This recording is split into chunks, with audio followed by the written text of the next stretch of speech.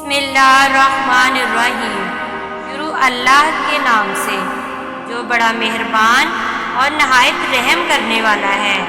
नाजरीन, आज की वीडियो में हम वालिदैन की अताअत के बारे में जानेंगे। कुरान पाक में इरशाद है, वालिदैन के साथ हुस्न सलूक करो। हकूक दो तरह के हैं, हकूक अल्लाह और हकूकुल बाद। जहाँ तक हकूक अल्लाह का ताल्लुक है, वो अगर अल्लाह चाहे तो माफ़ कर सकता है, लेकिन हकूकुल बाद इस वक्त तक माफ़ नहीं हो सकते जब तक कि बंदे ये हकूक माफ़ ना करें। हकूकुल बाद में से वालिदैन का हक सबसे मुकद्दम है। इसका सबब ये है कि वालिदैन औलाद की पैदाइश, परवरिश और देखभाल के जिम्मेदार होते हैं। वालिदैन के बगैर बच्चे की सही परवरिश और तरबियत नहीं हो सकती। ये एक आम मुशाहदा है। तमाम जानदारों में इंसान के बच्चे की परवरिश और देखभाल सबसे मुश्किल काम है। जब बच्चा पैदा होता है तो वो महज गोश्त का एक लोथड़ा होता है और वो परवान चढ़ने के लिए कई बरस तक वालिदैन की परवरिश और देखभाल का मुहताज होता है। इसीलिए वालिदैन का बड़ा मुकाम है और इनका दर्जा खुदा के बाद दूसरा है। कुरान मजीद में वालिदैन की अताअत, खिदमत और हुस्न सलूक पर बहुत जोर दिया गया है। चुनांचे इरशाद होता है, और तेरे रब का फैसला ये है, इसके सिवा किसी की इबादत मत करो और वालिदैन के साथ अच्छा सलूक करो। अगर तुम्हारे पास इनमें से एक या दोनों बुढ़ापे को पहुंच जाएं, तो उन्हें उफ तक ना कहो और मत झिड़को और इनसे इज्जत के साथ बातचीत करो। फिर इरशाद होता है, और हमने इंसान को अपने वालिदैन से नेक सलूक की हिदायत की है। और एक और मौके पर फरमाया, और मेरा भी शुक्र करता रहे और अपने माँ बाप का भी। हदीस रसूल अकरम सल्लल्लाहु अलैहि वसल्लम में भी वालिदैन की अताअत और खिदमत पर बहुत जोर दिया गया है। चुनांचे इरशाद होता है, बड़े बड़े गुनाह ये हैं, खुदा का शरीक बनाना, वालिदैन से बदसलूकी करना, नाहक कत्ल करना और झूठी कसम खाना। फिर फरमाया, वो शख्स जलील हो जाए, फिर जलील हो जाए, फिर जलील हो जाए, जिसने वालिदैन को, दोनों को या एक को बुढ़ापे में पाया और जन्नत में ना गया। एक और हदीस में इरशाद हुआ, बाप की नाराज़गी खुदा की नाराज़गी है और बाप की खुशनुदी खुदा की खुशनुदी है। एक शख्स रसूल अकरम सल्लल्लाहु अलैहि वसल्लम की खिदमत में हाजिर हुआ और पूछा, या रसूलल्लाह सल्लल्लाहु अलैहि वसल्लम, मेरे हुस्न सलूक का सबसे बढ़कर हकदार कौन है? आपने 3 दफ़ा फरमाया, तेरी माँ, और चौथी दफ़ा फरमाया, तुम्हारा बाप। एक दफ़ा रसूल अकरम सल्लल्लाहु अलैहि वसल्लम मस्जिद में तशरीफ़ लाए और मिंबर पर बैठे हुए 3 मरतबा आमीन कहा। सहाबा कराम रज़ियल्लाहु तआला अन्हुम ने तअज्जुब से इसका सबब पूछा। हुज़ूर सल्लल्लाहु अलैहि वसल्लम ने फरमाया, अभी जिब्राइल अलैहिस्सलाम मेरे पास आए थे, उन्होंने वो बद्दुआएं दी और मैंने इन पर आमीन कहा। पहली बद्दुआ ये थी कि वो शख्स तबाह हो, बर्बाद हो, जिसने रमज़ान शरीफ के रोज़े पाए और ना रखे। दूसरी बद्दुआ ये थी कि वो शख्स तबाह हो, बर्बाद हो, जिसने मेरा नाम सुना और दरूद ना पढ़ा। एक शख्स हुज़ूर सल्लल्लाहु अलैहि वसल्लम की खिदमत में हाजिर हुआ। आप सल्लल्लाहु अलैहि वसल्लम की जिहाद की इजाज़त मांगी। आप सल्लल्लाहु अलैहि वसल्लम ने फरमाया, क्या तेरे माँ बाप जिंदा हैं? वो बोला कि हाँ। इरशाद फरमाया, जाओ इन्हीं की खिदमत में जिहाद कोशिश करो। अगरचे बाप का भी बड़ा हक है, लेकिन माँ का हक फौकियत रखता है, इसलिए कि माँ को बच्चे की खातिर बाप के मुकाबले में ज़्यादा तकलीफ उठानी पड़ती हैं।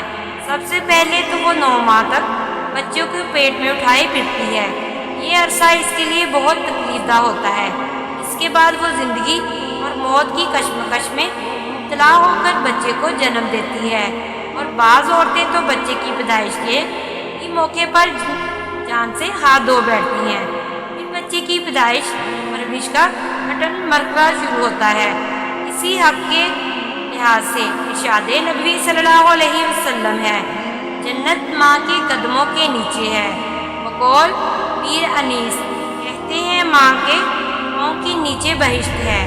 بقول مرزا دبیر زیر قدم والدہ فردوس بری ہے۔ رسول اکرم صلی اللہ علیہ وآلہ وسلم کے زمانے میں ایک شخص کی وفات کا وقت آیا تو اس کی زبان پر کلمہ جاری نہ ہوتا تھا۔ حضور اکرم صلی اللہ علیہ وآلہ وسلم کو اس کی اطلاع دی گئی۔ حضور اکرم صلی اللہ علیہ وآلہ وسلم نے پوچھا کیا اس کی ماں زندہ ہے؟ عرض کیا گیا ہاں۔ چنانچہ حضور اکرم صلی اللہ علیہ وآلہ وسلم نے اس کی والدہ کو طلب فرمایا۔ جب وہ حاضر ہوئی تو حضور اکرم صلی اللہ علیہ وآلہ وسلم کے پوچھنے پر اس نے بتایا کہ وہ اپنے بیٹے سے ناراض ہے۔ حضور اکرم صلی اللہ علیہ وآلہ وسلم نے فرمایا کہ لکڑیاں جمع کی جائیں اور ان میں آگ لگائی جائے، پھر اس کے بیٹے کو آگ میں ڈال دیا جائے۔ اس پر ماں تڑپ اٹھی اور عرض کرنے لگی حضور اکرم صلی اللہ علیہ وآلہ وسلم اسے آگ میں نہ ڈالا جائے۔ حضور اکرم صلی اللہ علیہ وآلہ وسلم نے فرمایا اگر تم اپنے بیٹے کو معاف نہیں کرو گی تو خدا اسے آگ ہی میں ڈالے گا۔ اس پر اس عورت نے اپنے بیٹے کو معاف کر دیا اور اس کے بعد اس کی زبان پر کلمہ جاری ہوا اور وہ اللہ کو پیارا ہو گیا۔ والدین بچوں کی خدمت اور پرورش میں جو مصائب و تکالیف برداشت کرتے ہیں، بچوں کا فرض ہے کہ اپنی باری پر انہیں مد نظر رکھیں۔ بالخصوص ماں کی تکلیفوں کا تو کوئی ٹھکانہ ہی نہیں ہوتا۔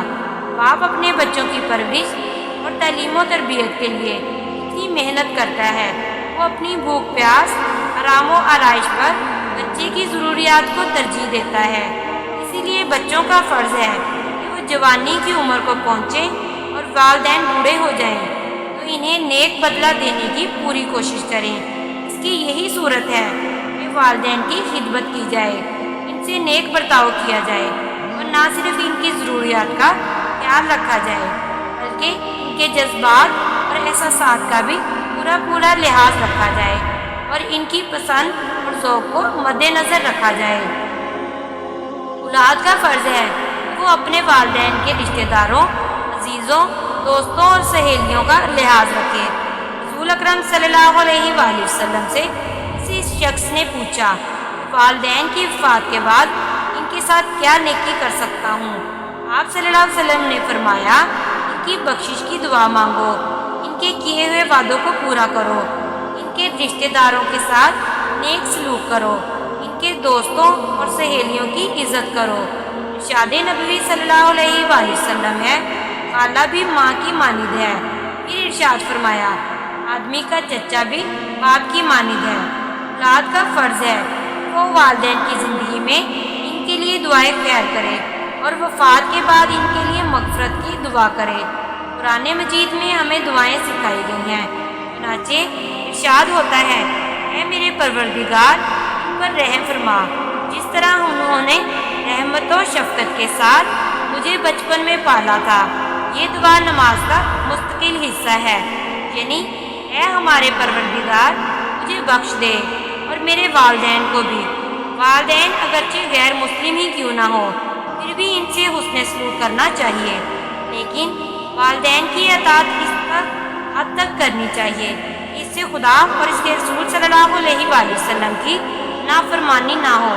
اگر والدین کوئی حکم خلاف شریعت دیں پھر ان کی اطاعت نہیں کرنی چاہیے، جیسا کہ قرآن مجید میں ارشاد ہوتا ہے اور اگر وہ تیرے در پہ ہوں کہ تو میرے ساتھ کسی ایسی چیز کو شریک کرے جس کا تجھے کچھ علم نہیں تو ان کو کہنا نہ ماننا، ہاں دنیا کے کاموں میں ان کا اچھی طرح ساتھ دینا۔ حضرت سعد بن ابی وقاص رضی اللہ تعالیٰ عنہ مشہور صحابی رسول صلی اللہ علیہ وآلہ وسلم تھے۔ آپ فاتح ایران تھے۔ جب انہوں نے اسلام قبول کیا تو ان کی کافر ماں نے دھمکی دی کہ جب تک تو اسلام کو ترک نہ کرے تو کھاؤں گی نہ پیوں گی، یوں ہی بھوکی پیاسی رہ کر جان دے دوں گی۔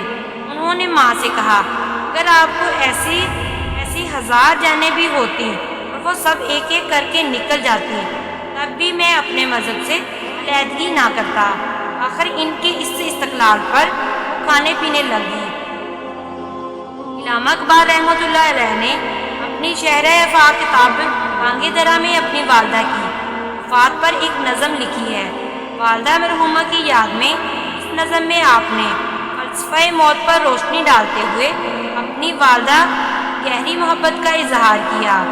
اس کو اب ہوگا وطن میں آہ میرا انتظار، اس کو اب ہوگا وطن میں آہ میرا انتظار، کون میرا خط نہ آنے سے رہے گا بے قرار، خاک مرکز پر تیری لے کر یہ فریاد آؤں گا، اب دعائے نیم شب کس میں یاد آؤں گا، تربیت سے تیری میں انجم کا ہم قسمت ہوا، گھر میرے اجداد کا سرمایہ عزت ہوا، دفتر ہستی میں تھی ذریعہ ورق تیری حیات، کی سراپا دین و دنیا کا سبق تیری حیات، آسمان تیری لحد پر شبنم افشانی کرے، سبزہ نورستہ اس گھر کی نگہبانی کرے۔